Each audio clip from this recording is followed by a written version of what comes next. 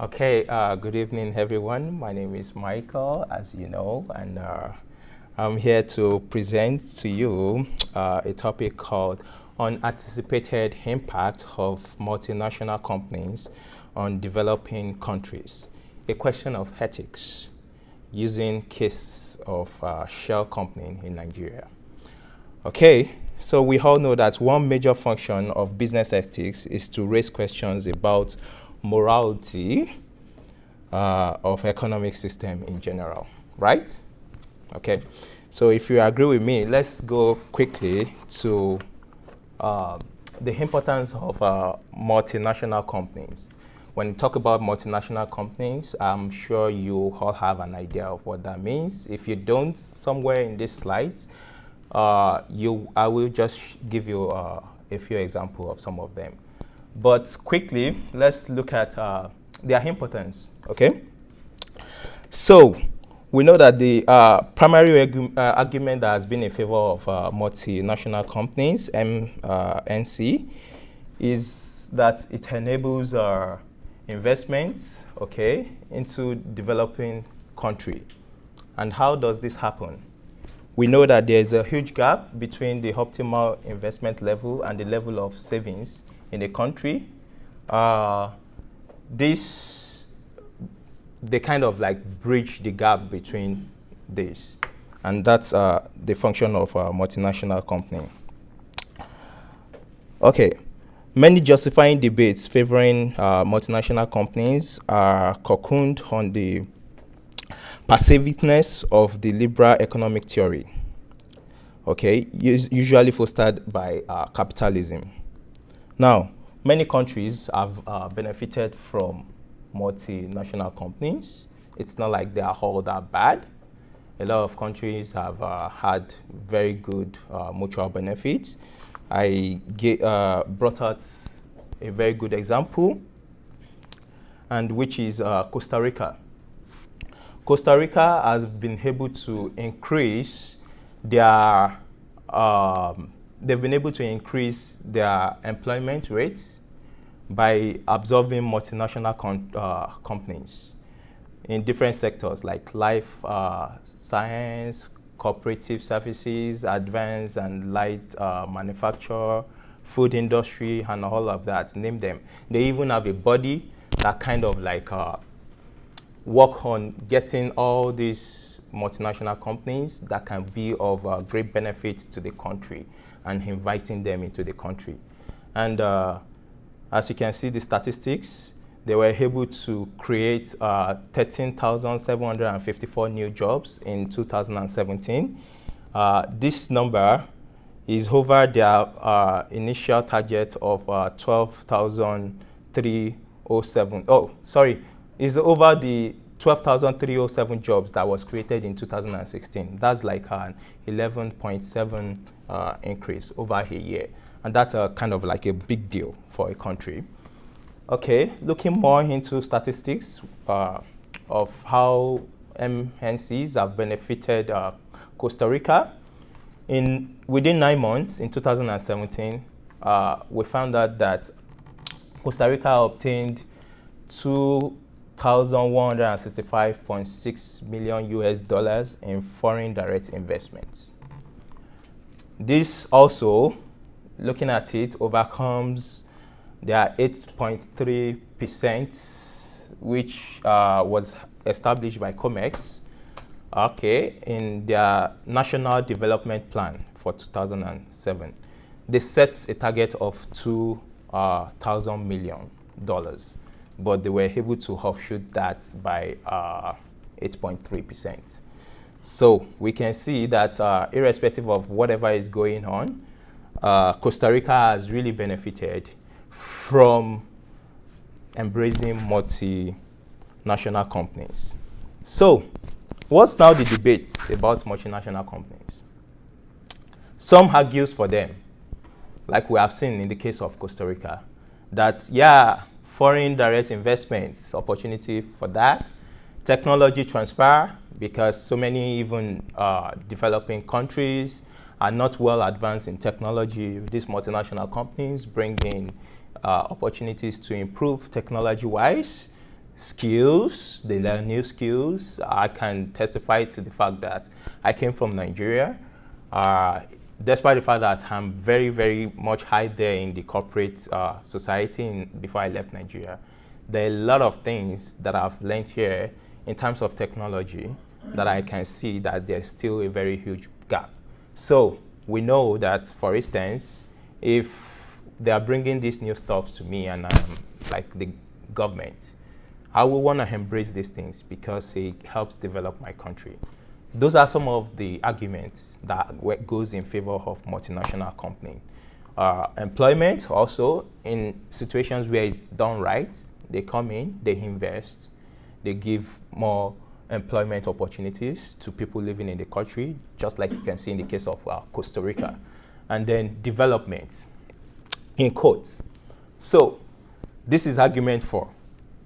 In situations where this work very well, that's a very good benefit for multinational companies. But we have seen situations where the reverse is the case. Some have argued that they are agents of underdevelopment, agents of capital flight and money laundering, because sometimes they get very, very corrupt. Okay. They have huge influence on companies, on countries' regulations, and we have seen that a lot of these multinational companies actually influence politics in the country to a very large extent, that sometimes you don't even know in the background that they are controlling the politics of the country itself. They decide who is elected and stuff like that. They even pump in money to support people who can support their causes. And these are things that they do from, behind the scene. And this has really, really caused so much havoc in so many countries. I would love to read some of the things that I wrote down here because they are of value. I have a statement here that says multinational companies are seen as an offshoot of Western colonialism. Okay. Far from improving the balance of payments on both the current and capital accounts, multinational companies seems to have worsened it in some countries. This happens when the profits are repatriated to their home countries. Though the local governments may come to an agreement that certain portion of whatever they produce will be sold in the local markets, however, this can have a very huge negative impact on that particular country's economy. Because, so either ways, the multinational countries are getting richer. When they do this, they don't promote self-development in terms of the countries don't develop their own things. If we look at the textbook that we are using for this course, there was a place that it talks about a multinational company coming into a country, take over the good lands, and then farmers who produce crops for their home to feed their family and everything, they can no longer do that because most of the good lands have been taken by these people. And then they produce crops. When they produce these crops, they even sell it to them.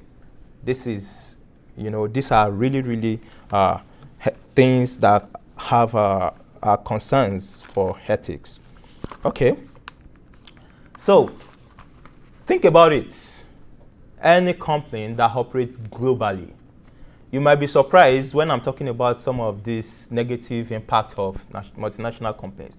If you look at some of these, you can see some of the YouTubes, Google, Facebook, all these. I'm sure some of you might start wondering that really, how can they be of negative impact? But the question is this. The solution that I'm profiling here is the fact that before you embrace any company that is multinational, think very well. What are the unanticipated impacts that they can have, especially even on your economy? They can go a very long way.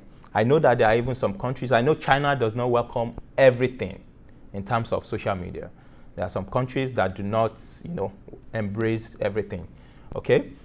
Let me give another example so that we concentrate more on where we are going today, because we are using Shell as a case study. So this particular picture contains some of other multinational companies. Most of them here are oil companies. And we are looking at the operations of Shell in Nigeria. Shell is supposed to serve as an exemplary company to other oil companies in Nigeria, because they probably have the largest investments. But we found out that reverse is the case. A little about Shell, sorry about that, is that they operate, it's a very big company. They operate worldwide, London, Dubai, Singapore and all of that. And they deal with oil products, gas, power and chemicals. They trade natural gases, electric power, crude oil, refined products, biofuels, chemical feedstocks, environmental products, and all that. Now, if you look at Shell's website, they have a statement there. I pulled this out. You can look it up. It says, our aim is to create value for Shell's shareholder. They're doing a very good deal of that, because that's the way they're surviving. Good. For customers, well, they have to, somehow, their products have to be good for them to sustain their business. But then the other part of it is that counterparties across the globe, by forging successful partnership that generates mutually beneficial commercial opportunities. Now the question is their operation, is it actually mutual? Here we will see that they have neglected some of their social responsibilities, corporate social responsibilities to the country. In Nigeria, there is huge oil spillage in Ogoniland. Ogoniland is very rich land in the Niger Delta that has a lot of oil, and it has a lot of communities under Ogoniland. Look at this. Can you imagine? I brought out this first picture so that you can see. You see the volcanoes here. It means before the operations of Shell, this probably is a place where people fish, get good food, swim, children go to play and all of that. But can you even go, if they bring out any fish from this place, can you eat it? No way. So these are some of the things. I'm sure when they were coming, they were signing deals. Oh, Nigeria was so happy. Oh, they will start bringing out crude oil. We are one of the countries, very few countries have crude oil, and we are one of the ones that have it. We're going to be rich and all that. And then they will make this so much big enticement, and we start signing off things. Okay? And what are the results? First, we started saying that oil production contaminated the drinking source of drinking waters in at least 10 communities in Ogoniland. This is water where they drink from naturally, but it's all contaminated. Shell was sued several times based on this. Look at this again. This is a fisherman who is displaying his oil-soaked fishing nets, okay, on the polluted shorelines of Bodo. Bodo is another small community in Ogoniland. Those are some of the impacts. So it affected source of income, source of feeding, water pollution, And then what are the other unanticipated impacts? Okay, we talk about source of income. Shell admitted liability to 2 large oil spills from a broken pipeline in 2008 in Bodo. Okay, Niger Delta fishing, that's what Bodo is. The UK court claims was that they have over 500,000 barrels of oil, littering the whole place. This is roughly twice as much as that was recorded in Alaska in 1989. Shell disputed this volume. You see people that are supposed to be, there are some of their corporate, social corporate responsibility is to take care of the people. They are even denying this. That's where you see where companies, multinational companies, are derailing from their promises. They denied this, and then they even went for a settlement. And for them to have settled for £55 million, in 2015, which is around $80 million. That's to tell you that there was actually an havoc that was done to be paying this much of money. Altman, he did a research. It was one that headed, the project for, making up for this and solving this whole situation. He mentioned that the soil in the mangrove is literally soaked with hydrocarbons. Whoever is working in the creeks cannot avoid contact with toxic substances, and these are places where people live. In study, dictated that there is need for health screening widely for almost everyone. Shell denied him from publishing this. And for them to do this, that's what I'm talking about. Them having even, great influence on policies and regulations in the country. So, other impacts other than death continue. This is a statement made by a woman from the community. It says, 8 months after she lost her daughter to oil spillage. This is not the real name. This is just like a name. Ankyo Kie is still struggling to fight off pain and sorrow. Mary, which was her daughter, was sick for 3 years. After what started as mere rashes, turned out to be severe skin diseases, all resulting from oil spillage. Here's another statement. Since, is still from the same person, since the spill has destroyed everything we had, we were unable to go to the general hospital. We were getting the traditional medicine, even though they never stopped referring us to the hospital. People were living at, very low poverty line. You are extorting, making a lot of money from them, and yet the communities, members of that community where you are getting the crude oil for, could not even afford health care. That's ethically and morally not right. It went even into violence. First, the people of Ogoniland, Niger Delta people were protesting, demonstrating and all kinds of things. And when they saw that it was not working, the government was already corrupted. So many people were taking bribes and regulations, policies were not being made. Nothing was being done. Propagandas were being made, they promised to do this, set up a few things, make it look as if they want to do something, and then they abandon the project. This was what were going on. And then groups started forming up. They started getting arms, firearms, guns, and all of that. This, is just a small picture, but I'm sure you can imagine the impact with all those rows of machine guns, AK-47 and bullets and all of that. It was real massacre. It was like a civil war. These are unanticipated impacts that multinational companies have on developing countries. In conclusion and recommendation, permit me to read this. Economic globalization has had quite a destructive impact on state regulation. People have been affected negatively, and gradually the impact is increasing. The more competitive a nation, the less the regulations, okay? Everyone wants to stay competitive. That's why they welcome these people. And then they bend rules.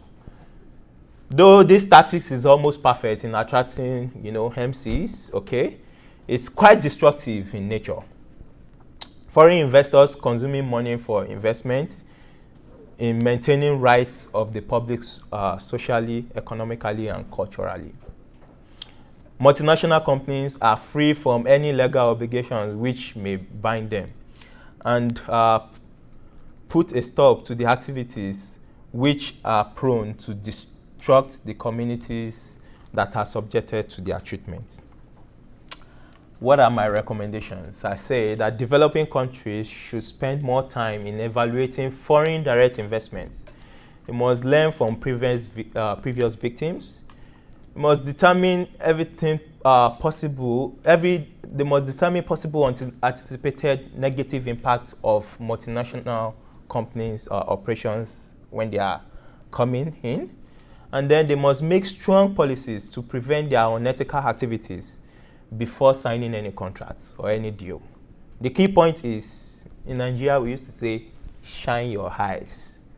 Don't be tricked to selling your birthright. Thank you for listening. Shine your eyes. Say it in the camera. Shine your eyes. Great job.